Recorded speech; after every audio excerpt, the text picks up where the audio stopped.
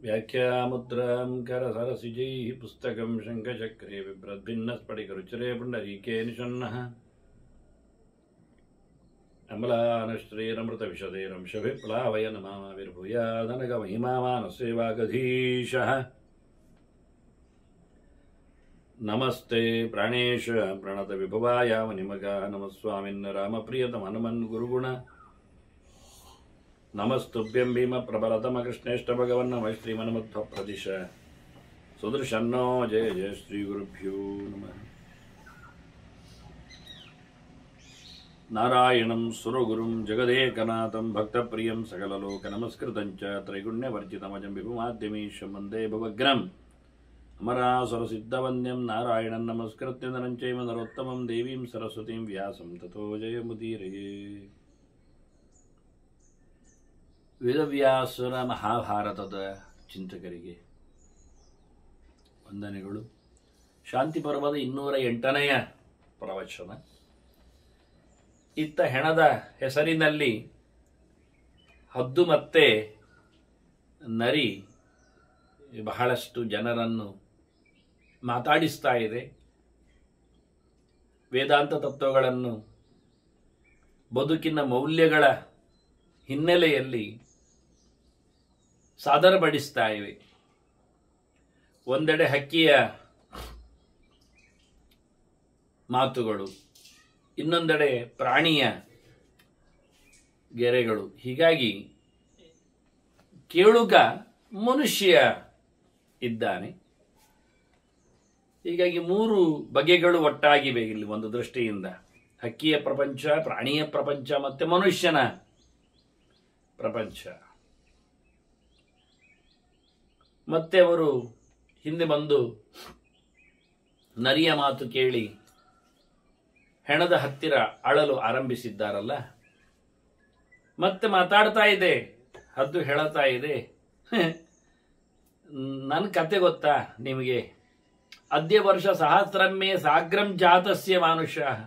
ಓಯ್ ಮನುಷ್ಯರೇ, ನಾನು ಇಲ್ಲಿ ಇದ್ದು 1000 ವರ್ಷ ದಾಟಿದೆ. ನನಗೆ ವರ್ಷ ಎಷ್ಟು ಗೊತ್ತುಂಟ ಕೇಳುವುದು. 1000 ವರ್ಷದ ಬದುಕು ನನ್ನದು. ನಚ ಪಶ್ಯಾಮಿ ಜೀವಂತಂ ಮೃತಂ ಸ್ತ್ರೀ ಪುಂ ನಪುಂಸಕಂ. ಯಾರನ್ನಾದರೂ ಇವತ್ತಿನವರೆಗೆ ನಾನು ಸತ್ತವನನ್ನು ಮತ್ತೆ ಬದುಕಿ ಬಂದದ್ದನ್ನು ಹೆಣ್ಣಾಗಲಿ ಗಂಡಾಗಲಿ ಅಥವಾ ಷಂಡನಾಗಲಿ ಯಾರನ್ನು ಕಂಡದ್ದಂತೂ ಇಲ್ಲ. 1000 ವರ್ಷ ಆಗಿದೆ ನನ್ನ ಅನುಭವಕ್ಕೆ, ನನ್ನ ಬದುಕಿಗೆ. ಸತ್ತೋದವನನ್ನು ಮತ್ತೆ ನಾನು ಬದುಕಿ ಬಂದದ್ದನ್ನು ಯಾವ ಜಾತಿಯಲ್ಲಿಯೂ ಕಂಡದ್ದಿಲ್ಲ ಅಂತ ಬಾಯ್ಬಿಟ್ಟು ಹೇಳ್ತಾ ಉಂಟಿತು. ನೋಡಿ, ಒಂದೊಂದು ತರ್ಕಗಳು, ಅದಕ್ಕೆ ಉತ್ತರಗಳು ಬಹಳ ಚೆನ್ನಾಗಿರ್ತದೆ. ಹೌದಲ್ಲ, ಮನುಷ್ಯನಿಗೆ ಪ್ರಶ್ನೆ ಬರ್ತದೆ, ತಲೆ ಓಡಿಸ್ತಾನೆ. ಹೌದಲ್ಲ, 1000 ವರ್ಷದ ಇತಿಹಾಸ ಇದೆ ಅಂತ ಅದು ಹೇಳ್ತಾ ಇದೆಯಲ್ಲ ಅಂತ. ಸಾಯುವವರು ಯಾವತ್ತೂ ಸಾಯ್ತಾ ಇರುತ್ತಾರೆ. ಎಲ್ಲಿ ಸಾಯ್ತಾರೆ ಅಂತಿಲ್ಲ. ಮೃತ ಗರ್ಭೇಶು ಜಾಯಂತೆ. ಸತ್ತು ಹುಟ್ಟಿದವರು ಇದ್ದಾರೆ. ಹುಟ್ಟಿದವರು ಸತ್ತದ್ದಲ್ಲ, ಸತ್ತು ಹುಟ್ಟಿದವರೇ ಇದ್ದಾರೆ. ಗರ್ಭದಲ್ಲೇ ಸಾಯ್ತಾರೆ. ಏನು ಹೇಳುವ? ಜಾತ ಮಾತ್ರ ಮರಿಯಂತಿಜ. ಹುಟ್ಟಿದ ನಂತರ ಸಾಯ್ತಾರೆ, ಹುಟ್ಟಿದ ತಕ್ಷಣ ಸಾಯ್ತಾರೆ. ಶಂಕರವಂತಹ ಮರಿಯಂತೇಚ. ಮತ್ತೆ ಉಂಟಲ್ಲ, ಏನಾಗುವುದು? ಹೆಜ್ಜೆ ಹಾಕುವುದು, ಮಂಡಿ ಊರುವುದು, ಒಂದು ಒಟ್ಟಾರೆ ತಿರುಗಾಡುವುದು. ಯಾವತ್ತು ಸಾಯ್ತಾರೆ ಗೊತ್ತಿಲ್ಲ. ಯೌವನೋತ್ಸಾಹ ತಥಾಮರೆ. ಯೌವನದಲ್ಲಿ, ಮುದಿತನದಲ್ಲಿ, ಎಳೆಯಲ್ಲಿ, ಬಾಲ್ಯದಲ್ಲಿ ಯಾವಾಗಲೂ ಮನುಷ್ಯ ಸಾಯ್ಬೋದು.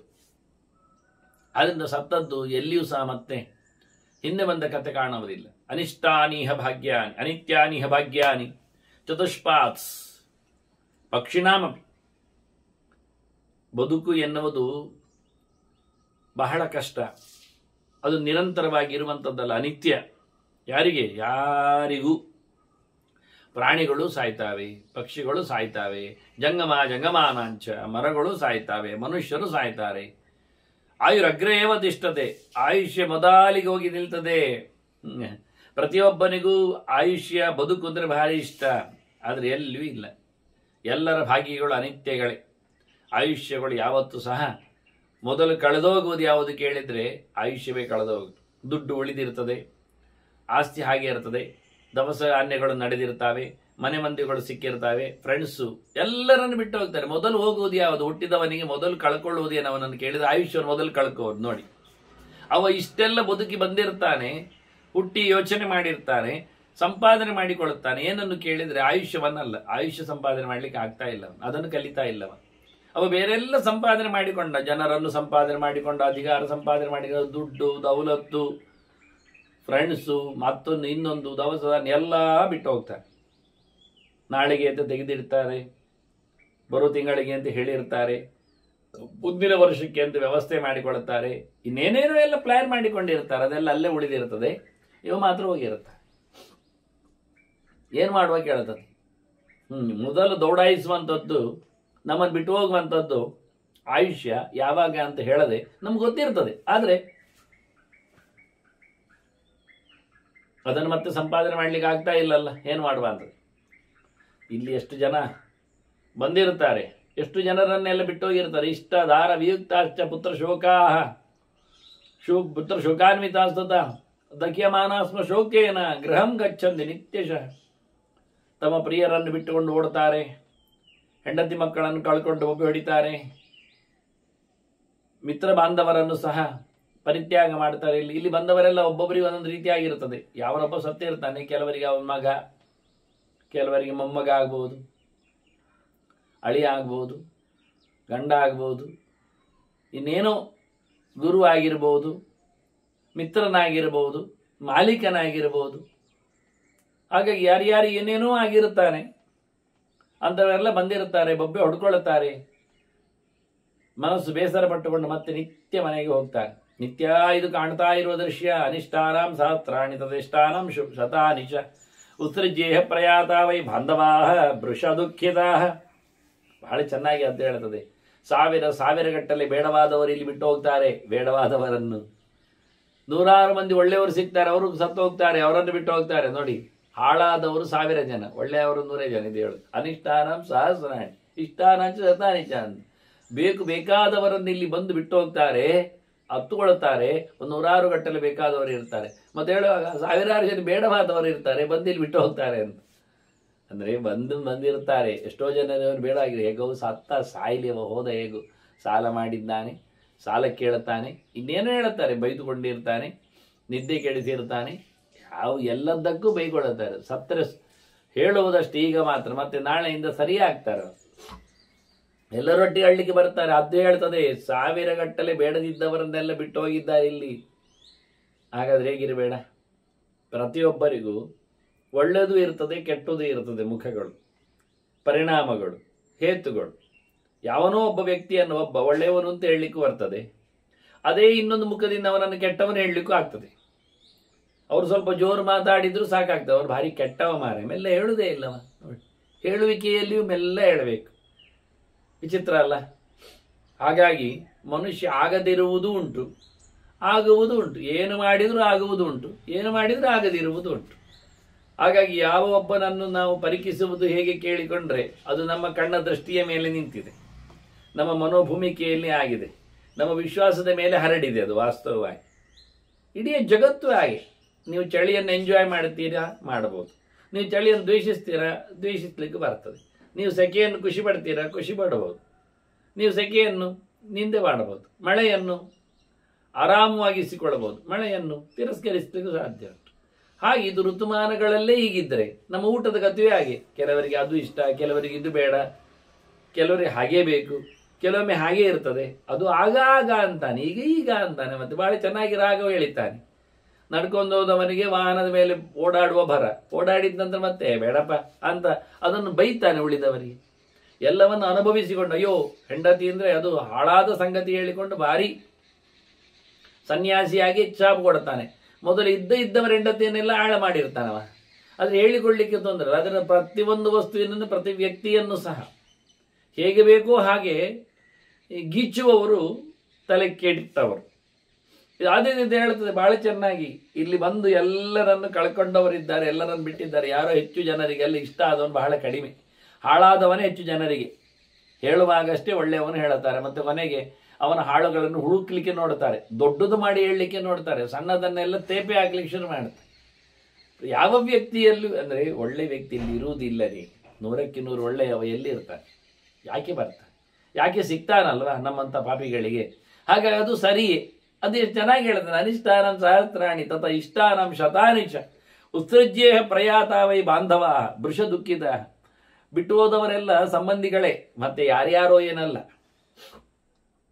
ಹತ್ತುಕೊಂಡವರು ಸಂಬಂಧಿಗಳೇ, ಮತ್ತೆ ಯಾರ್ಯಾರೋ ಅಲ್ಲ. ಆದ್ರೆ ಅವರಿಗೂ ಬೇಡವೇ, ಬೇಕಾದವರು ಕಡಿಮೆ ಜನ ಇರುವುದು. ಅಯ್ಯೋ ಪಾಪ ಅಂತ ಅನಿಸಿಕೊಳ್ಳುವವರು. ಯಾಕೆಂದ್ರೆ ಅಂಥವರಲ್ಲಿಯೋ ಏನೋ ಒಂದು ಹುಳುಕನ್ನು ಹುಡುಕಿ ಅದನ್ನು ಹಾಳು ಅಂತ ಪ್ರಚಾರ ಮಾಡಿ ಅವರ ಕೊಲೆಯನ್ನು ಇವರೇ ಸಾಯುವ ಮುಂಚೆ ಮಾಡಿರ್ತಾರೆ. ಕೆಲವೊಮ್ಮೆ ಆಗಿರ್ತದೆ, ತುಂಬ ಖುಷಿ ಇರ್ತದೆ. ಒಳ್ಳೆ ಕೆಲಸ ಮಾಡಿಕೊಂಡಿದ್ರು, ಏನೆಲ್ಲ ಅವಕಾಶ ನಡೆಸಿಕೊಟ್ಟಿದ್ರು, ಕೊನೆಗೆ ಅವರ ಜನರೇ ಅವರಿಗೆ ಬೇಕಾದವರೇ ಅವರನ್ನು ಸಮಾಧಿ ಮಾಡಲಿಕ್ಕೆ ಪ್ರಯತ್ನಿಸ್ತಾರೆ. ಸಾಕಿನ್ನು ಹೋಗಿ ಅಂತ ತಿಳಿಸಿಕೊಡುತ್ತಾರೆ. ಎಷ್ಟೋ ಗುರುಗಳನ್ನು ಕಳಿಸಿಕೊಟ್ಟವರು ಎಷ್ಟೋ ಶಿಷ್ಯಂದಿರಿದ್ದಾರೆ, ಎಷ್ಟೋ ಮಾಲಕರನ್ನು ಮುಗಿಸಿಬಿಟ್ಟವರು ಎಷ್ಟೋ ಸೇವಕರಿದ್ದಾರೆ. 16-50 ವರ್ಷ ಅವರ ದುಡ್ಡಿನಿಂದಲೇ ಬದುಕಿ ನಿಂತವರು ಸಹ ಅವರು ಹೋಗಲಿ. ತಮಾಷೆಯಾಗಿ ಹೇಳುವುದಾದ್ರೂ ನಾನು ಹೇಳುತ್ತೇನೆ. ದಶರಥ 60,000 ವರ್ಷ ರಾಜ್ಯಭಾರ ಮಾಡಿದ. ಹೇಗಿರಬೇಡ ನೋಡಿ. ಮಂತ್ರಿ ಮಾಗಧರಾಗಲಿ, ವಸಿಷ್ಠರಂಥ ಪುರೋಹಿತರಾಗಲಿ, ಯಾರೊಬ್ಬರು ಬೇಸರ ಪಟ್ಟಿಕೊಳ್ಳದೆ ಅವನ ರಾಜತನದಲ್ಲಿ ಬಹಳ ವೈಭವದಿಂದ ಬದುಕಿದ್ರು.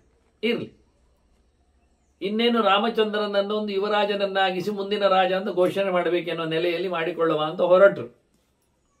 ಅವನಿಗೆ 16 ವರ್ಷ, ಇವನಿಗೆ 60,000 ವರ್ಷ. ನೋಡಿ, ಉತ್ತರಾಧಿಕಾರಿಯ ವ್ಯವಸ್ಥೆ ಅವನ ಕತೆ. ಆದ ತಕ್ಷಣ ಜನ ಏನು ಹೇಳಿದರು? ಮಾಡುವ ಅಂತ.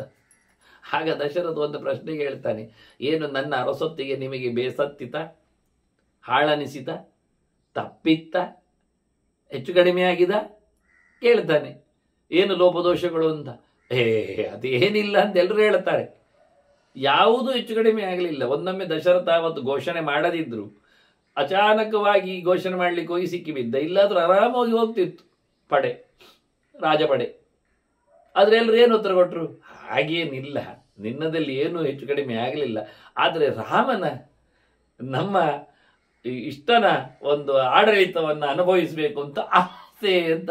ನೋಡಿ, ಮನುಷ್ಯನಿಗೆ ಇದು ಬೇಡ ಅಂತ ಆಗುವುದಿಲ್ಲ, ಆದ್ರೂ ಇನ್ನೊಂದು ಬೇಕು ಅಂದಾಗ ಇದು ಬದಿಗೆ ಹೋಗ್ತದೆ. ಮದುವೆ ಆದ ತಕ್ಷಣ ಹೇಗೆ ಅಪ್ಪಮ್ಮಂದಿರು ಬದಿ ಹೋಗ್ತಾರೋ ಮಕ್ಕಳಿಗೆ, ಹಾಗೆ ಅಂತ ಹೇಳಬಹುದು ನಾನು. ಹಾಗೆ ಪಾಠ ಕೇಳಿದ ನಂತರ, ಮಂಗಳಾದ ನಂತರ ವಿದ್ಯಾರ್ಥಿಗಳಿಗೆ ಗುರುಗಳು ಹೇಗೆ ಬೇಡ ಹಾಕ್ತಾರೋ ಹಾಗೆ ಕಾರ್ಯಕ್ರಮಗಳು ನಡೆಸಿದ ನಂತರ ಪುರೋಹಿತರನ್ನು ಹೋಗಿ ಬನ್ನಿ ಇಲ್ಲಿ ಹೋಗಿಬಿಡಿ ಹೇಳುವ ಯಜಮಾನ ವರ್ಗ ಇರುವ ಹಾಗೆ. ಅಲ್ಲಾದ್ರೆ ಹೇಳಲೇಬೇಕಲ್ಲ, ರೋಗಿ ಆಸ್ಪತ್ರೆಯಿಂದ ಹೊರಟೋದಾಗ ಹೋಗ್ತೇನೆ ಅಂತ, ಬರ್ತೇನೆ ಹೇಳುವುದಿಲ್ಲಲ್ಲ. ಹಾಗೆ 16 ವಾರಗಳ ಕಾಲ ಟ್ರೀಟ್ಮೆಂಟ್ ಕೊಟ್ಟ ವೈದ್ಯನಾಗಲಿ, ಪರಿಚಾರಕ ವರ್ಗ ಆಗಲಿ, ರೋಗಿಯ ವಿಷಯದಲ್ಲಿ ಮತ್ತೆ ಮುಗಿದೋಯ್ತು. ಅಳಿಸಿ ಹೋಗುವ ಫಿಗರ್ಸ್ಗಳು ಇದನ್ನೇ ಉಲ್ಲೇಖ ಮಾಡ್ತಾನೆ. ತುಂಬ ದುಃಖ ಪಡ್ತಾರೆ, ಹೌದು, ಮತ್ತೆ ಅದನ್ನು ಮರಿತಾರಲ್ಲ. ನೀವೆಂಥದು ಇಲ್ಲಿ ಬೊಬ್ಬೆ ಹೊಡೆಯುವುದು? ಎಲ್ಲಿದ್ದಾನೆ ಜೀವ ದೇಹಾಂತರವನ್ನು ಪಡೆಯುವ ಮೂಲಕ ಇಲ್ಲಿಲ್ಲ. ಅನ್ಯ ದೇಹ ವಿಷಕ್ತಂ ಹಿ ಶಿಶುಂ ಕಾಷ್ಟ ಉಪಾಸತ. ಇದು ಖಾಲಿ ಕಟ್ಟಿಗೆ ತುಂಡಿದ್ದಾಗೆ, ಇದು ಎಂಥದೂ ಅಲ್ಲ. ಸತ್ತ ಬಳಿಕ ಇನ್ನೊಂದು ದೇಹಕ್ಕೆ ಹೋಗ್ತಾನವ, ಇಲ್ಲಿ ಇರುವುದಿಲ್ಲ. ನೀವು ಕಾಯುವುದಿಲ್ಲ ಇದಕ್ಕೆ. ಏನೊಂದು ವಿಷಯದಲ್ಲಿ ಇಷ್ಟು ವೇದಾಂತ ಗೊತ್ತಿಲ್ಲ ಅಂದ್ರೆ ಸತ್ತವನು ಈ ದೇಹದಲ್ಲಿ ಮತ್ತೆ ಇರ್ತಾನ? ಇಲ್ಲಿ ಸಾಧ್ಯ. ಸಾಯುವುದು ಅಂದ್ರೆ ಏನರ್ಥ? ದೇಹ ಬಿಡುವುದು ಅಂದ್ರೆ ಅರ್ಥ. ಮತ್ತೆ ಈ ದೇಹದಲ್ಲಿ ಬಾಕಿ ಹೇಳಿದ್ರೆ ಆಗ್ತದ? ಬಾಕಿ ಹೇಳಲಿಕ್ಕೆ ಬರ್ತದ? ನೀವೀಗ ಬೊಬ್ಬೆ ಹೊಡೆಯುವುದೆಲ್ಲ ದೇಹವನ್ನು ಹಿಡ್ಕೊಂಡಷ್ಟೇ. ದೇಹ ಎನ್ನುವುದೊಂದು ಪಂಚಭೂತದ ಕೊರಡು, ಕಟ್ಟಿಗೆ ಆಗಿ ಮತ್ತೆಂತದುಂಟು. ತೆಕ್ತ ಜೀವಸ್ಯ ವೈ ಬಾಷ್ಪಂ ಕಸ್ಮಾಧಿತ್ವ ನಗಚ್ಚದ. ಏನು ಮಾಡಲಿಕ್ಕೆ ಬರ್ತದೆ ಕೇಳಿದ್ರೆ, ಸತ್ತ ಬಳಿಕ ಸತ್ತ ದೇಹಕ್ಕೆ ಒಂದಿಷ್ಟು ಕಣ್ಣೀರ ತರ್ಪಣ ಕೊಡ್ಲಿಕ್ಕೆ ಬರ್ತದೆ. ಅದರ ಆಚೆಗೆ ಇಲ್ಲ. ಹೋದ ಬಳಿಕ ನಾವೇನು ಮಾಡ್ಲಿಕ್ಕೆ ಬರ್ತದೆ? ಯಾರ ಹೆಸರಿನಲ್ಲಿ 1-2 ಹನಿ ಕಣ್ಣೀರು, ಅದು ತರ್ಪಣ. ಸಹಜವಾಗಿ ಒಳಗಿರತಕ್ಕ ಸಂಬಂಧದ ಒಂದು ದೃಷ್ಟಿಯಿಂದ ವಿನಿಯೋಗ, ಅವನ ಮೇಲಿರತಕ್ಕಂಥ ಸ್ನೇಹದ ಕೊನೆಯ ಕೊಂಡಿಯನ್ನು ಕಳ್ಕೊಳ್ಳುವ ವಿಧಾನ ಕಣ್ಣೀರ ಹನಿ. ಕಣ್ಣೀರು ಸುರಿಸಿದ ಅಂದರೆ ಅಲ್ಲಿ ಮುಗಿದೋಯ್ತು. ಒಳಗಿನ ಪೂರ ಅವನ ಸಂಬಂಧವನ್ನು ಬಾಷ್ಪೀಕರಿಸಿ, ದ್ರವಗರಿಸಿ, ನೀರು ಹರಿಸಿ ಅವನಿಗೆ ಕಣ್ಣ ತರ್ಪಣ, ಜಲತರ್ಪಣ ಕ್ರಮ ಹೇಗೆ ಅಂತ ಇದು ಹೇಳುತ್ತಾ ಉಂಟು. ತಗ್ಧ ಜೀವಸ್ಯ ವೈ ಬಾಷ್ಪಂ ಕಸ್ಮಾಧಿತ್ವ ನಗಚ್ಚತ. ಯಾಕೆ ಕಣ್ಣೀರ ತರ್ಪಣ ಕೊಟ್ಟು ಹೋಗುವುದಿಲ್ಲ ಇನ್ನೂ ಸಹ? ನಿರರ್ಥಕ ಹಿ ಅಯಂ ಸ್ನೇಹ ನಿಷ್ಫಲಶ್ಚ ಪರಿಶ್ರಮ. ನೀವು ಮತ್ತೆ ಹಿಂದೆ ಬರುವುದು, ಮುಂದೋಗುವುದು, ಕೂತಿರುವುದು, ಗೋಳಾಡುವುದು, ಹೇಳಿಕೊಳ್ಳುವುದು, ನೆನಪಿಸಿಕೊಳ್ಳುವುದು ಎಲ್ಲ ವ್ಯರ್ಥ, ಪ್ರಯೋಜನ ಇಲ್ಲ. ಇದಕ್ಕೇನು ಅರ್ಥವೂ ಇಲ್ಲ. ಈ ನಮೂನೆಯ ಪ್ರೀತಿ ವಿಶ್ವಾಸಕ್ಕೂ ಏನು ಅರ್ಥ ಇಲ್ಲ, ಮುಂದುವರಿಲಿಕ್ಕೆ ಆಗುವುದಿಲ್ಲ. ಎಷ್ಟರವರೆಗೆ ವ್ಯಕ್ತಿ ಇರ್ತದೋ ಅಷ್ಟರವರೆಗೆ ಮಾತ್ರ ನಮ್ಮ ಸ್ನೇಹ, ಆನಂತರ ಸ್ನೇಹ ಇಲ್ಲ. ಸ್ನೇಹದ ಕ್ರಮ ಹಾಗೆ. ಮತ್ತೆ ಅದರ ಮೇಲೆ ಮರೆತು ಬೇಡಿ. ಆಟಿಕೆ ಮೇಲೆ ಭಾರಿ ಇಷ್ಟ. ಯಾವಾಗ? ಆ ವರ್ಷದ ಹತ್ತಿರದಲ್ಲಿ ಆಡುವ ವಯಸ್ಸು ಕಳೆದಾಗ ಆಟಿಕೆ ಏನು ಮಾತಾಡುವುದಿಲ್ಲ, ಅದರ ಮೇಲೆ ಪ್ರೀತಿ ವಿಶ್ವಾಸ ಏನು ಇರುವುದಿಲ್ಲ. ಅಷ್ಟೇ ಅಲ್ಲದೆ ಕೆಲವೊಮ್ಮೆ ಅದರ ಮೇಲೆ ಗರ್ವ ಬರ್ತದೆ. ಅಂದ್ರೆ ಎಂತ ಕರ್ಮ ಇದು, ನನ್ನನ್ನು ಕಾಲಡಿಗೆ ಮಾಡಿದ್ದು, ಕೆಲವು ವರ್ಷ ಹಾಳು ಮಾಡಿದ್ದು ಅಂತ ತುಳಿದು ಉಡಿ ಮಾಡ್ತಾನೆ ಕೆಲವೊಮ್ಮೆ. ಇದು ಇರ್ತದೆ. ಆದ್ರಿಂದ ಪ್ರೀತಿ ಎನ್ನುವುದು, ವಿಶ್ವಾಸ ಎನ್ನುವುದು ಒಂದರ ಮಟ್ಟಿಗೆ ಮಾತ್ರ, ಆನಂತರ ಇಲ್ಲ. ಹೊರಟೋಗಿ ನೋಡ್ತಾನ ನಿಮ್ಮನ್ನಮ್ಮ, ನೀವು ನೋಡ್ತಾ ಇದ್ದೀನಿಂದ. ನ ಚಕ್ಷುಭ್ಯ ನ ಕರ್ಣಾಭ್ಯಾಂ ಸ ಶೃಣೋತಿ ಸ ಪಶ್ಯತಿ. ಕಿವಿಯಿಂದ ಕೇಳ್ತಾ ಇದ್ದಾನ? ಇಲ್ಲ. ನೀವು ಹೇಳಿದ್ ಕೇಳ್ತದ ಅವನಿಗೆ? ಅವನ ಗುಣಗಾನ ಮಾಡ್ತೀರಿ, ನೆನಪಿಸಿಕೊಳ್ತೀರಿ.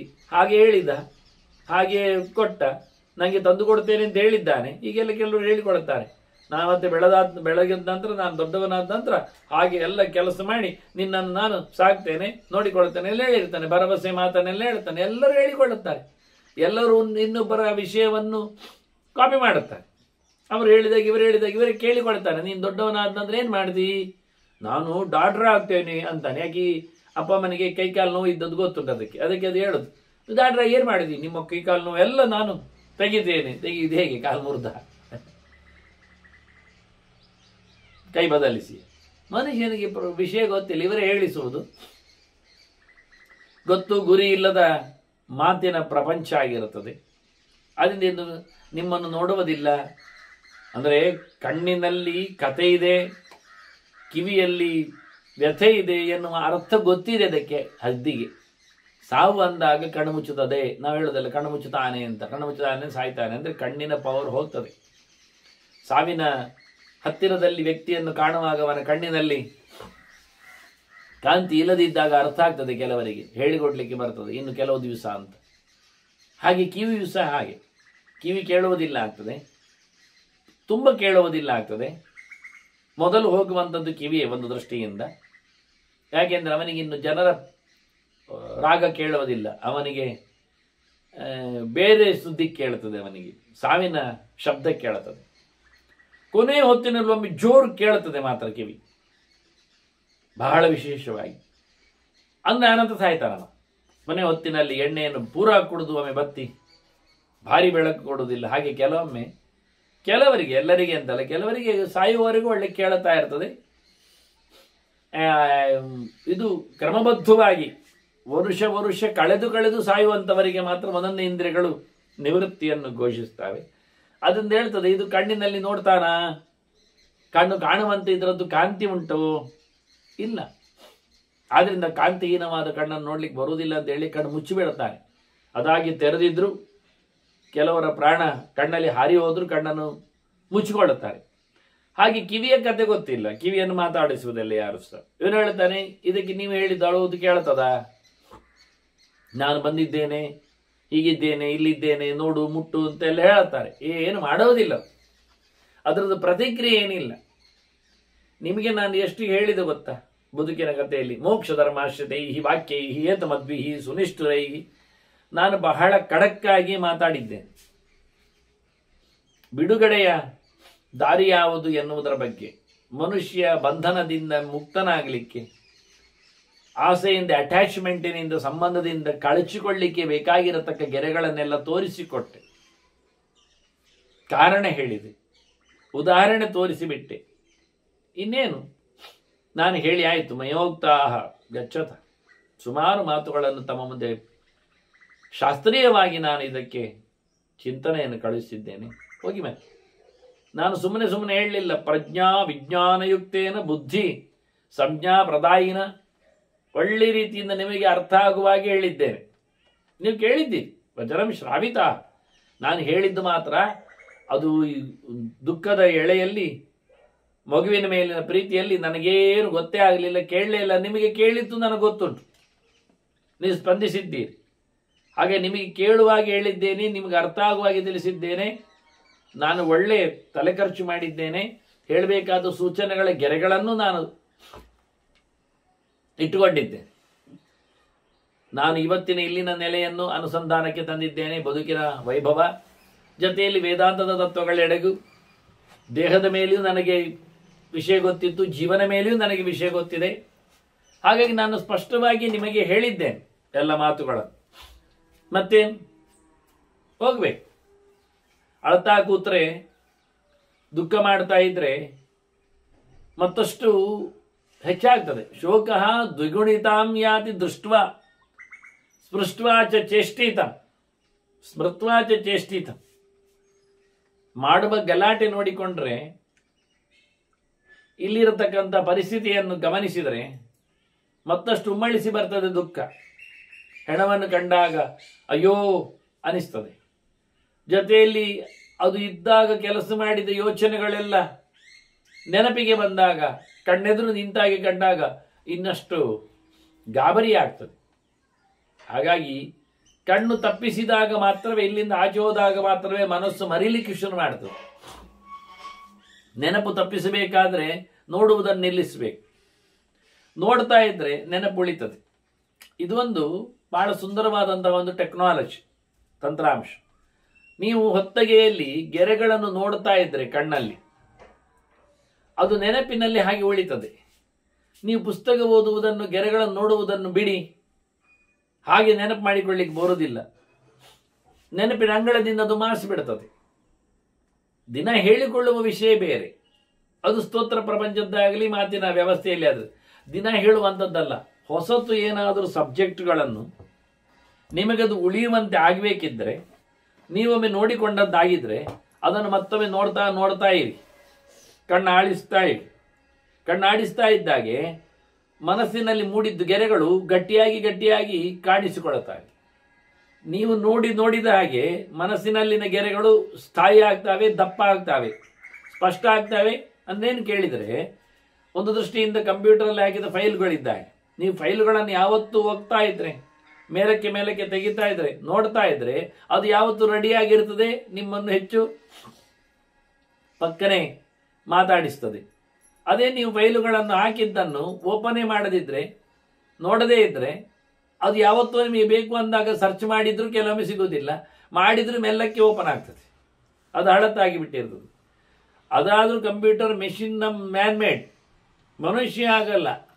ಅವನು ಬೇಕೆಂದಲೇ ಯಾವತ್ತು ನೋಡಿದಾಗಲೂ, ಅಂದರೆ ಇವತ್ತು ನಾವು ಕಂಪ್ಯೂಟರಲ್ಲಿ ಆಟೋಮೆಟಿಕ್ ಸೇವ್ ವ್ಯವಸ್ಥೆಯನ್ನು ಮಾಡ್ತಾ ಇದ್ದೇವೆ.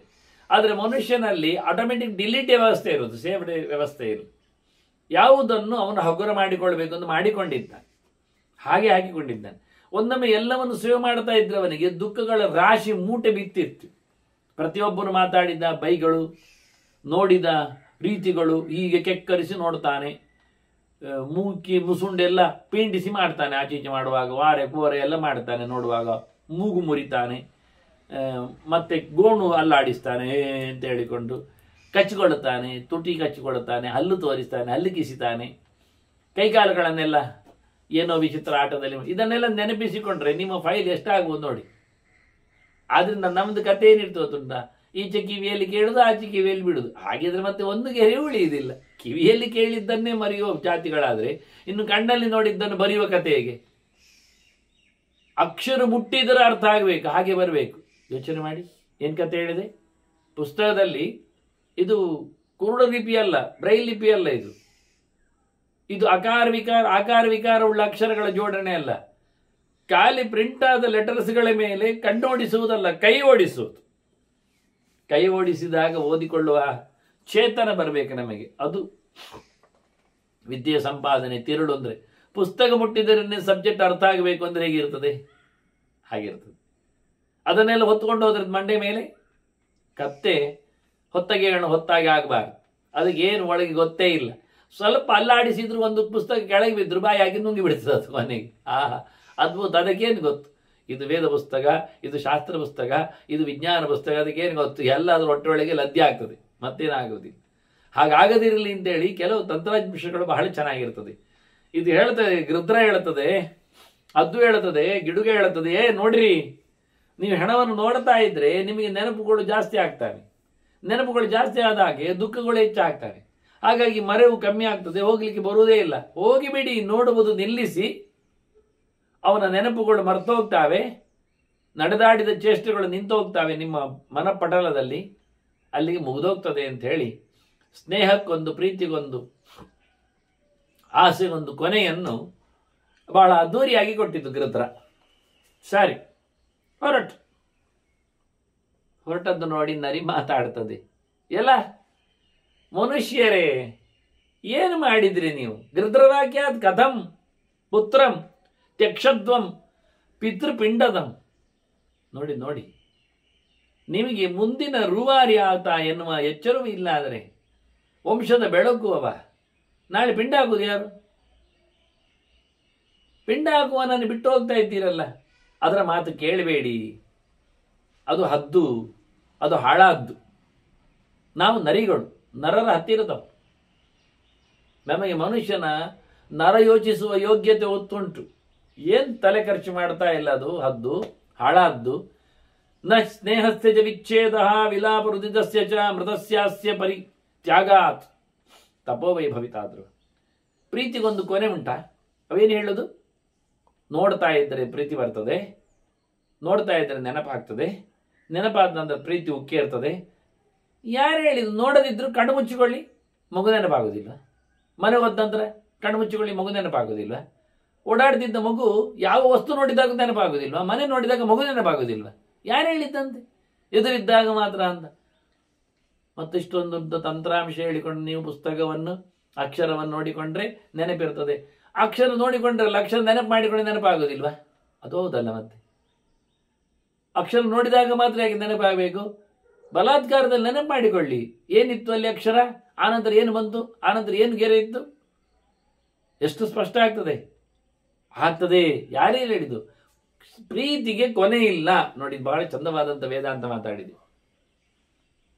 ಹೌದಲ್ಲ? ಪ್ರೀತಿಗೆ ಕೊನೆ ಉಂಟ? ನಮಗೆ ದೇವರ ಮೇಲೆ ಪ್ರೀತಿ ಬಂತು, ಎಂಡಾಗ್ತದ? ಭಕ್ತಿ ಅದು ಕಡೆ ಆಗುವುದಾಗಿದ್ದರೆ ಅದು ಭಕ್ತಿ ಆಗ್ತದ? ಅದು ಭಕ್ತನ ಆಗ್ತಾನ? ಭಕ್ತ ಅಂದ್ರೆ ಏನರ್ಥ? ಭಕ್ತಿ ತುಂಬಿದವ ಅಂತ ಅರ್ಥ ಅಲ್ಲ, ಭಕ್ತಿ ಮಾಡಿದವ ಅಂತ ಅರ್ಥ ಅಲ್ಲ. ಭಕ್ತಿಯನ್ನು ಮಾಡಿ ಮುಗಿಸಿದ್ರೆ ವ್ಯಾಪಾರವಾ? ಕೊಂಡುಕೊಳ್ಳಿಕ್ಕೆ, ಬಿಸಾಡಿ ಬಿಡ್ಲಿಕ್ಕೆ? ನೋಡಿ, ಚೆನ್ನಾಗಿ ನರಿ ಹೇಳ್ತದೆ, ನಹಿ ಸ್ನೇಹಸ್ಯ, ಪ್ರೀತಿಗೆ ಎಂದು ಕೊನೆ ಇಲ್ಲ. ನ ವಿಚ್ಛೇದ ನ ಸ್ನೇಹಸ್ಯದ ವಿಚ್ಛೇದ.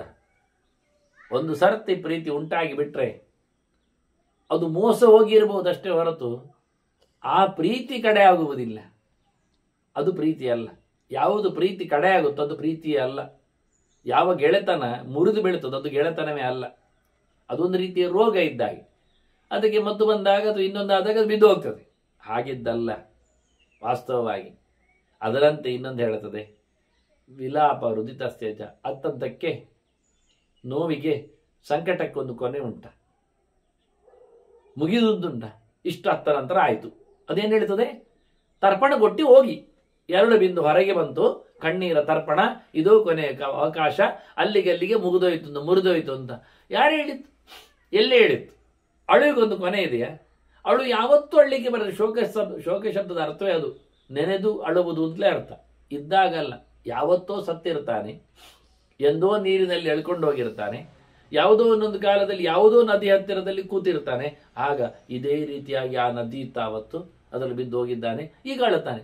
ಈ ನದಿಯೂ ಅಲ್ಲ, ಈ ಪ್ಲೇಸೂ ಅಲ್ಲ, ಈ ಕಾಲವೂ ಅಲ್ಲ, ಎಂದೋ. ಏನು ಹೇಳುವ?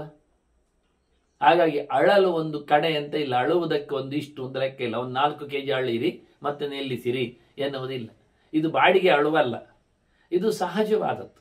ಅಳುವಿಗೊಂದು ಕೊನೆ, ಕಣ್ಣೀರಿಗೊಂದು ಕಡೆ, ಪ್ರೀತಿಗೊಂದು ನೆಲೆ ನಿಲ್ದಾಣ ಉಂಟು. ಯಾರು ಹೇಳುತ್ತಾರೆ? ಇಲ್ಲಪ್ಪ. ಮೃತಸ್ಯ ಪರಿತ್ಯಾಗ ತಪೋ ವೈಭವಿತಾ ಧ್ರುವ. ಖಂಡಿತವಾಗಿ ಸತ್ತವರನ್ನು ನೀವು ಬಿಟ್ಟು ಹೋದ್ರೆ ಮನೆ ಹೋಗಿ ಅಳುತ್ತೀರಿ, ಸಂಕಟ ಪಡ್ತೀರಿ, ನೋವುಣ್ತೀರಿ, ನಾಳೆ ನೆನಪಿಸಿಕೊಳ್ತೀರಿ. ಹೌದಲ್ಲ, ಎಲ್ಲಿಯೋ ಬದುಕಿ ಬಂದಿದ್ರೆ ಅಂತೇಳಿ ಪಶ್ಚಾತ್ತಾಪ ಆಗತ್ತೆ. ಯೋಚನೆ ಮಾಡಿಕೊಳ್ಳಿ. ಅಲ್ಲ, ಸಾವಿರಾರು ವರ್ಷದ ಹದ್ದಿನ ಬದುಕಿನಲ್ಲಿ ಒಂದು ಗಂಡು ಹೆಣ್ಣು ಷಂಡ ಆದ್ರೂ ಹುಟ್ಟಿ ಬಂದ ಕತೆ ಕೇಳುವುದಿಲ್ಲ ಅಂತದ್ದು ಹೇಳಿಕೊಂಡಿ. ಯಾರು ಹೇಳಿದ್ದಂತೆ ಅದಕ್ಕೆ ಹದ್ದಿಗೆ? ಅದು ಬದುಕಿದ್ದು ಸಾವಿರ ವರ್ಷ ನಡಿಲಿಲ್ಲ ಹೇಳಿ 1001ನೇ ವರ್ಷ ನಡಿಬಾರ್ದು ಉಂಟ? ಸಾವಿರಾರು ವರ್ಷದ ಅದರ ಬದುಕಿನಲ್ಲಿ ಆಗದೇ ಇರುವ ಘಟನೆ ಅದಕ್ಕೂ ಹಿಂದಿನ ಸಾವಿರಾರು ವರ್ಷದಲ್ಲಿ ಆಗಿರ್ಬೋದಲ್ಲ, ಮುಂದಿನ ಸಾವಿರಾರು ವರ್ಷದ ಬದುಕಿನಲ್ಲಿ ಆಗ್ಬೋದಲ್ಲ? ಆಗ್ಬಾರ್ದು ಯಾರು ಹೇಳಿ?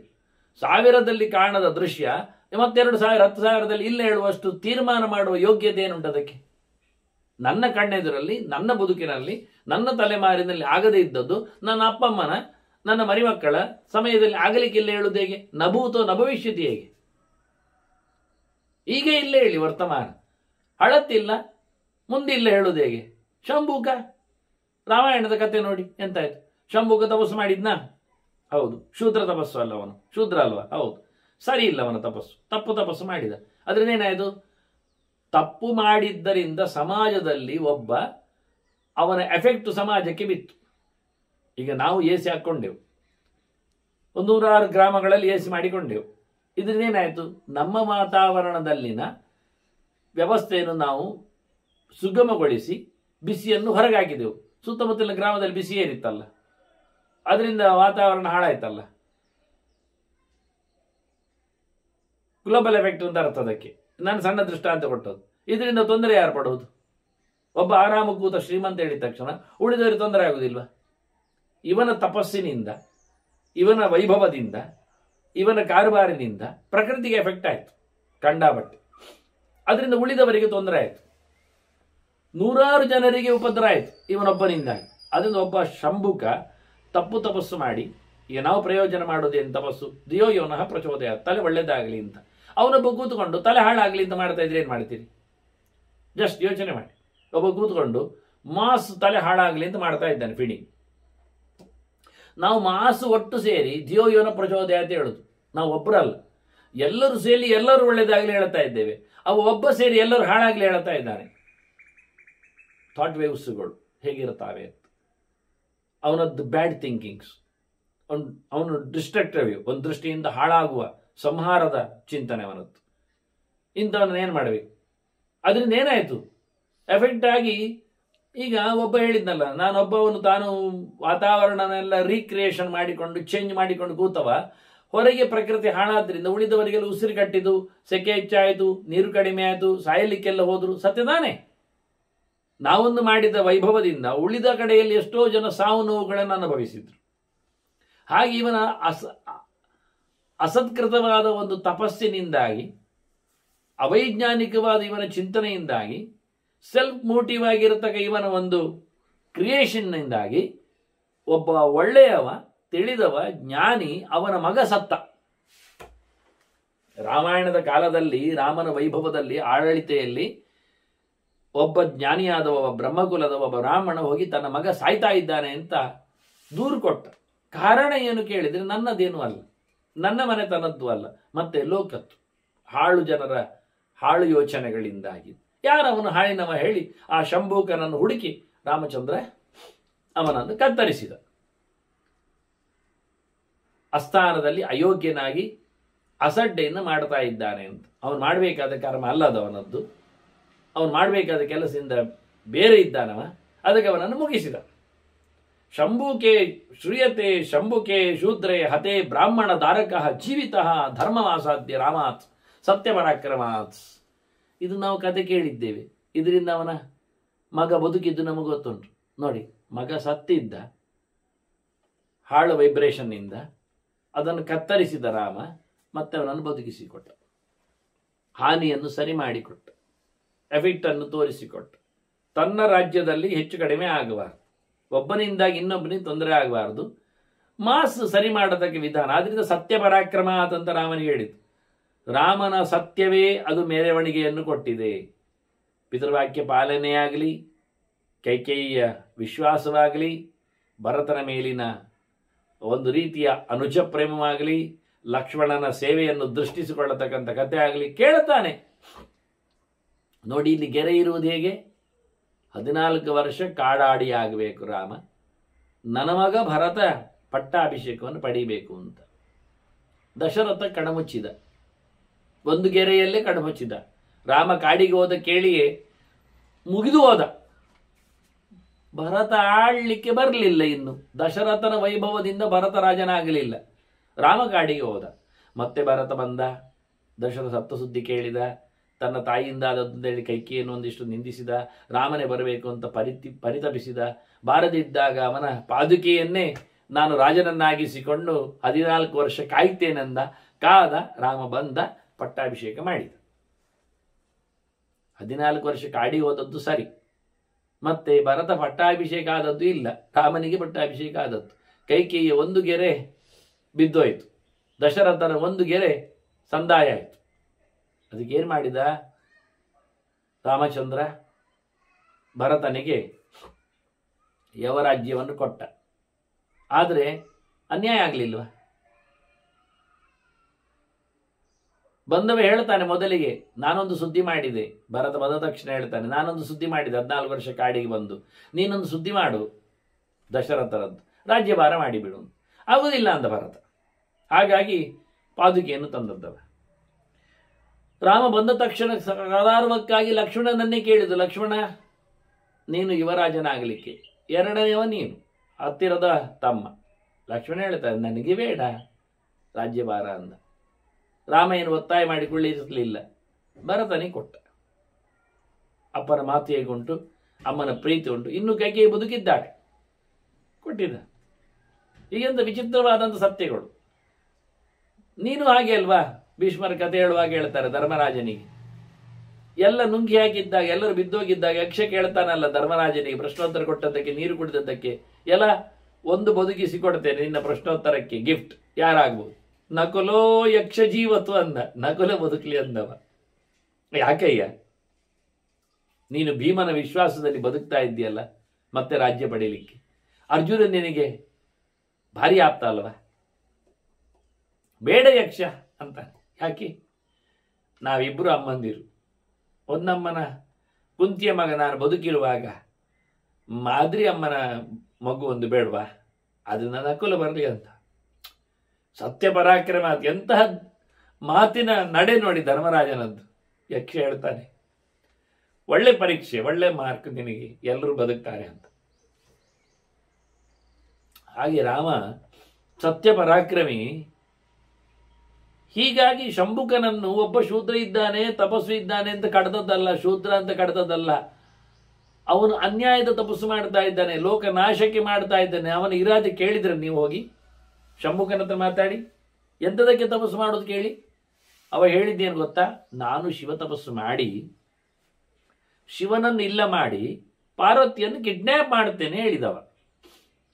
ಪಾರ್ವತಿಯನ್ನು ಅತ್ಯಾಚಾರ ಮಾಡಲಿಕ್ಕೆ ನನ್ನ ತಪಸ್ಸು ಅಂತ ಹೇಳ್ತಾನೆ. ಅವನ ತಪಸ್ಸಿನ ಕತೆ ಒಳನೋಟದ ಅರ್ಥ ನೋಡಿದ್ರೆ, ಶಿವನನ್ನೇ ಮುಗಿಸಿ ನಾನು ಪಾರ್ವತಿ ಗಂಡನಾಗ್ತೇನೆ ಎಂದು ಹೊರಟಿದ್ದಾನೆ. ಇದು ಬೇಕಾ? ಯಾರಾದ್ರೂ ಮಾತಾಡ್ಲಿ? ಶಿವನನ್ನು ಸಂಹಾರ ಮಾಡುವ ತಪಸ್ಸನ್ನು ಒಪ್ತಾರ? ಶಿವತತ್ವ ಮನುಷ್ಯನ ದೇಹದಲ್ಲಿ ನೆಲೆಗೊಂಡಿದೆ. ಮನೋಭಿಮಾನಿ ಇದ್ದಾನೆ, ಎಲ್ಲರ ಮನಸ್ಸನ್ನು ಹಾಳು ಮಾಡಲಿಕ್ಕೆ ಹೊರಟವ ಇವ. ಅದನ್ನು ನಾನು ಹೇಳ್ತೀನಿ.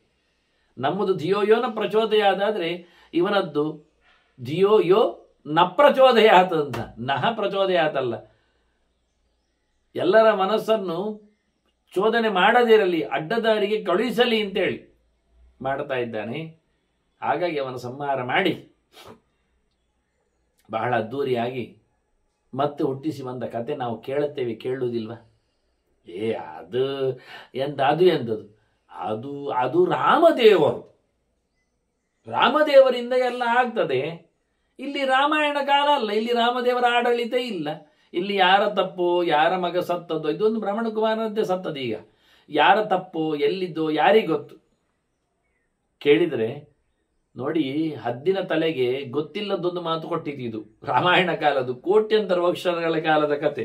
ಮತ್ತೆ ಹೇಳ್ತದೆ ನೋಡಿ, ಇಲ್ಲಿ ಕೇಳು. ತಥಾ ಶೈತ್ಯಸ್ಯ ರಾಜರ್ಷೇ ಬಾಲೋ ದಿಷ್ಟಾಂತಮಾಗತಃ ಮುನಿನ ಧರ್ಮನಿಷ್ಠೇನ ಮೃತ ಸಂಜೀವಿತ ಪುನಃ ಶ್ವೇತ್ಯರಾಜನ ಕಥೆ ಗೊತ್ತಿಲ್ವಾ? ಅವ ರಾಜರ್ಷಿ ಅಲ್ವಾ? ನೋಡಿ, ರಾಜನದ್ದು ಮಗ ಬದುಕಿದ್ದು ನಿಮಗೆ ಕೇಳಬೇಕಾ? ಬ್ರಾಹ್ಮಣನ ಮಗ ಮಾತ್ರ ಅಂತಲ್ಲ, ರಾಜನ ಮಗನು ಬದುಕಿದ್ದಾನೆ. ರಾಮನಿಂದ ಅಲ್ಲ, ಒಬ್ಬ ಋಷಿಯಿಂದ. ಆದರೆ ಅವನು ಅವನು ರಾಮ ಹೇಗೆ ಧರ್ಮನಿಷ್ಠ ಸತ್ಯನಿಷ್ಠನು, ಹಾಗೆ ಅವನು ಮುನಿ ಸಹ ಧರ್ಮನಿಷ್ಠೆ. ಒಬ್ಬ ಧರ್ಮಾತ್ಮ ಬಂದರೆ ಉಂಟಲ್ಲ, ಒಬ್ಬ ಋಷಿ ಆದರೆ ಉಂಟಲ್ಲ, ಒಳ್ಳೆ ಕೆಲಸ ಮಾಡುತ್ತಾನೆ, ಅವನು ಬದುಕಿಸ್ತಾನೆ. ಬದುಕ್ತದೆ. ಸತ್ತವನು ಮತ್ತೆ ಬದುಕಿದ್ದುಂಟು. ತಥಾ ಕಶ್ಚಿತ್ ಭವೇತ್ ಸಿದ್ಧ. ಯಾರಾದ್ರೂ ಒಬ್ಬ ಬರ್ತಾನೆ ನೋಡಿ, ಬರಬಹುದು. ಮುನಿರುವ, ದೇವತಾಪಿವ, ಯಾರಾದ್ರೂ ದೇವತೆಯೋ ಋಷಿಯೋ ಸಿದ್ಧಪುರುಷನೋ ಬರಬಹುದು. ಬಂದ ಪ್ರಸಿದ್ಧನಾದನು. ಕೃಪಣಾನಾಮನುಕ್ರೋಶಂ ಕರ್ಯಾದ್ವೋ ರುದತಾಮಿ. ಅಳುವ ನಿಮಗೆ ಕೊನೆಯನ್ನು ಕೊಟ್ಟಾನು, ಅನುಗ್ರಹಿಸ್ಯಾನು, ದಯಪಾಲಿಸ್ಯಾನು, ಮತ್ತೆ ಬದುಕಿ ಬಂದೀತು, ಮತ್ತೆ ಬದುಕ್ತಾ ಅಂತ. ಹೌದಲ್ಲ, ಹದ್ದಿನ ಸಾವಿರಾರು ವರ್ಷದ ಕತೆಗಿಂತ ಮಿಗಿಲಾಗಿದೆ ಇದರದ್ದು ಸತ್ಯ. ಓಡಿ ಬಂದು ಮಗುವನ್ನು ಎತ್ತಿಕೊಂಡು ತೊಡೆಯಲ್ಲಿ ಹಾಕೊಂಡ್ರು. ಲಂಕೇಶ್ವರ ಸಮಾಧಾಯ ಇರುವುದು ಬಹುವಿಸ್ತರ. ಮತ್ತೆ ಆಳ್ತಾ ಇದ್ದಾರೆ. ಅಯ್ಯೋ ಹೇಳಿಕೊಂಡು ತೊಡೆಯಲ್ಲಿ ಮಗುವನ್ನು ಹಾಕೊಂಡು ಹೆಣವನ್ನು ಹಾಕೊಂಡು ಮತ್ತೆ ಒಬ್ಬಾಡ್ತಾ ಇದ್ದಾರೆ. ಹದ್ದು ಬರ್ತದೆ, ಹೇಳ್ತದೆ, ಆಯ್ತು ನೀವು ಮಾಡಿದ್ದೇನಾಯ್ತು ಕೇಳಿದ್ರೆ ಚೆನ್ನಾಗಿ ಆಗಿದೆ. ಅಶ್ರುಪಾತ ವಿನಿಕ್ಲಿನ್ನ ಪಾಣಿಸ್ಪರ್ಶ ಪ್ರಪೇಡಿತ ಧರ್ಮರಾಜ ಪ್ರಯೋಗಾಚ್ಚ ದೀರ್ಘನಿದ್ರಾಂ ಪ್ರವೇಶಿತ. ಒಳ್ಳೆ ಕಣ್ಣೀರಾಗಿದ್ದೀರಿ, ಮೇಲೆಲ್ಲ ಬಿದ್ದಿದೆ, ಹೆಣದ ಮೇಲೆ ತಂಪಾಗಿದೆ, ಒಳ್ಳೆ ನಿದ್ದೆ ಬರ್ತಾ ಉಂಟು, ಇನ್ನು ಹೇಳೋದಿಲ್ಲ. ಆ ನಿದ್ದೆ ಬಂದವ ಹೇಳ್ಬೋದಲ್ಲ ಅಂದ್ರೆ ಇದು ಧರ್ಮರಾಜ ಪ್ರಯೋಗಾಚ್ಚ, ಧರ್ಮರಾಜನ ಯಮಧರ್ಮರಾಜನ ಶಾಸನ. ನೋಡಿ, ಇವ ಭೀಷ್ಮ ಕತೆ ಹೇಳುವಾಗಲೂ ಧರ್ಮರಾಜ ಶಬ್ದವನ್ನೇ ಪ್ರಯೋಗಿಸಿದ್ದಾನೆ. ಇದರಲ್ಲಿ ಕತೆ ಕೇಳ್ತಾ ಇರೋನು ಧರ್ಮರಾಜನೇ. ಧರ್ಮರಾಜ ಪ್ರಯೋಗಾಚ, ಧರ್ಮರಾಜನ ಶಾಸನ ಇದು. ಸಾಯಲಿಕ್ಕೆ ಹೇಳಿಬಿಟ್ಟಿದ್ದಾನೆ. ನೀವೆಲ್ಲ ಮುಡ್ತಾ ಇದ್ದೀರಿ, ಮಗುವನ್ನು ಹೀಗೆ ತಡ್ತಾ ಇದ್ರೆ ಮುಡ್ತಾ ಇದ್ದದೆ, ಒಳ್ಳೆ ನಿದ್ದೆ ಬರ್ತದೆ. ಹಾಗೆ ಒಳ್ಳೆ ನಿದ್ದೆ ಆಗಿದೆ, ತಂಪಾಗಿದೆ, ಅದೇನು ಹೇಳುವುದಿಲ್ಲ. ಅದೆಂತ ಹೇಳಿದ್ದು ದೊಡ್ಡ ಸಂಗತಿ. ಸಿದ್ಧಪುರುಷ, ತಪಸ್ವಿ, ಮುನಿ ಅಂತವರು. ತಪಸಾಭಿಹಿ ಸಂಯುಕ್ತ ಜನಃ ಕಾಲೇನ ಅನ್ಯತೆ. ತಪಸ್ವಿಗಳೇ ಸಾಯ್ತಾರಂತೆ. ಅದೆಂದು ಹೇಳುದು? ತಪಸ್ವಿ ಬಂದ್ರೆ ಎಬ್ಬಿಸ್ತಾನೆ, ಅವನು ಸಾಯುವುದನ್ನು ಅವನು ಎಬ್ಬಿಸ್ತಾನ. ಎಷ್ಟು ತಪಸ್ವಿಗಳು ಸತ್ತಿಲ್ಲ? ತಾಪಸರು ಸಾಯುವುದಿಲ್ವಾ? ಋಷಿಮುನಿಗಳ ಸತ್ತಿಲ್ವಾ? ಬದುಕುವುದೇ ಆಗಿದ್ರೆ ಅವರು ತಮ್ಮನ್ನೇ ಹಾಕಿ ಒಬ್ಬೊಬ್ಬ ಮುನಿಯನ್ನು ಮುಟ್ಟಿದ್ರೆ ಆಯ್ತು, ಬದುಕ್ತಾ ಹೋಗ್ಬೋದಿತ್ತು. ಎಲ್ಲಿ ಉಂಟು? ಸ್ನೇಹಾವಸಾನಂ ತದ್ ಇದಂ ಹಿ ಪ್ರೇತಪತ್ತನಂ. ಎಲ್ಲ ಪ್ರೀತಿಗಳ ಕೊನೆಯಾಗುವುದೆಲ್ಲಿ ಕೇಳಿದ್ರೆ ಇಲ್ಲಿ ಸ್ಮಶಾನದಲ್ಲಿ. ಅಲ್ಲಿವರೆಗೆ ಪ್ರೀತಿ. ಸತ್ತ ತಕ್ಷಣ ಹೆಚ್ಚು ಜನ ಮನೆಯಲ್ಲಿ ಬಾಗಿಲಲ್ಲೇ ನಿಲ್ತಾರೆ, ಅಲ್ಲಿ ಕಟ್. ಮತ್ತೆ ಕೆಲವರು ಸ್ಮಶಾನದಲ್ಲಿ ಬರ್ತಾರೆ, ಅಲ್ಲಿ ಕಟ್. ಇನ್ನು ಕೆಲವರು 10-12 ದಿನದವರೆಗೆ ಕಾಯ್ತಾರೆ, ಮತ್ತೆ ಇಲ್ಲ. ಮತ್ತೆ ಕೆಲವರು 1 ವರ್ಷದ ಒಳಗೆ ಎಳಿತಾರೆ. ಮತ್ತೆ ಪ್ರತಿ ವರ್ಷ 1 ದಿನ ಮಾತ್ರ ಗೌಜಿ, ವಾರ್ಷಿಕೋತ್ಸವ ಅಂತ. ಆಗ ಉತ್ಸವ, ಅದು ವಾರ್ಷಿಕೋತ್ಸವ. ಗೌಜಿ ಇರ್ತದೆ, ಅಲ್ಲಿ ಪಟಾಕಿ ಬಿಡ್ಲಿಕ್ಕೆ ಇರ್ತದೆ, ಚಂಡೆಯವರಿಗೂ ಕುಣಿಲಿಕ್ಕೆ ಸಿಗ್ತದೆ, ಈ ಭಜನೆಯವರು ಕುಣಿತ ಮಾಡ್ತಾರೆ, ಏಕಾದಶಿ ಆದ್ರೂ ಸಮ ತಿಂತಾವೆ. ಅಲ್ಲಿ ಮುಗಿದೋಯ್ತು. ಇವನ ಹೆಸರಿನಲ್ಲಿ ಅವಲಕ್ಕಿ ಅವನ ಹೆಣದ ಕೈಯಲ್ಲಿ ಹಾಕಿಕೊಳ್ತಾರೆ. ಈಗ ಕೈ ಹಾಕಿ ತಿನ್ನು ಅಂತ ಹೇಳಿ 2-2 kg ಒಬ್ಬೊಬ್ರು ತಿಂದು ಹೋಗ್ತಾರೆ. ಮತ್ತೆ ಪ್ರಯೋಜನ ಏನಾಯ್ತು? ಎಲ್ಲ ಸ್ನೇಹದ ಕಡೆ ಆಗುವ ತಾಣ ಕೇಳಿದ್ರೆ, ಕ್ಷೇತ್ರ ಕೇಳಿದ್ರೆ ಈ ಸ್ಮಶಾನ, ಮತ್ತೇನಲ್ಲ. ಬಾಲವೃದ್ಧ ಸಹಸ್ರಾಣಿ ಸದಾ ಸಂತ್ಯಜ್ಯ ಬಾಂಧವಾಹ ದಿನಾನಿ ಚೈವ ರಾತ್ರಿಶ್ಚ ದುಃಖಂ ತಿಷ್ಟಂತಿ ಭೂತಾಳಿ.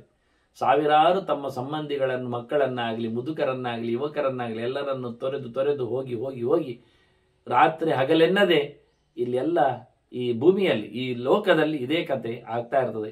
ಅಲಂ ನಿರ್ಬಂಧವಾಗತ್ತೆ ಶೋಕಸ್ಯ ಪರಿವಾರಣ ಅಪ್ರತ್ಯಂ.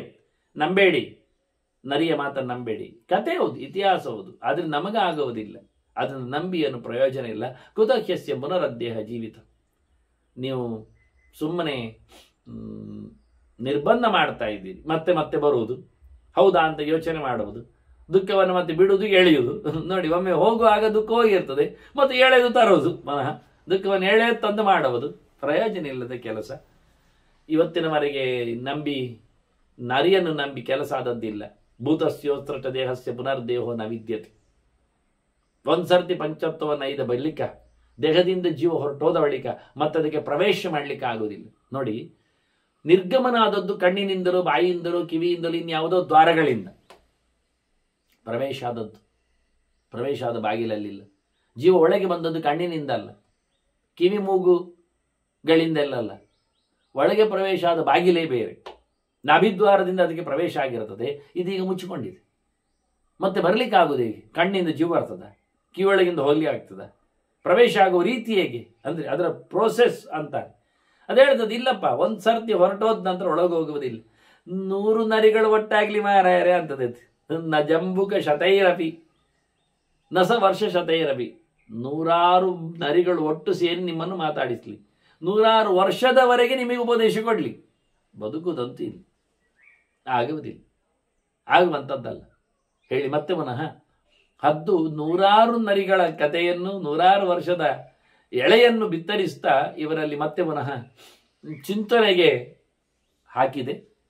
ಮತ್ತೇನು ಮಾಡಿತು ಹಾಗಾದ್ರೆ?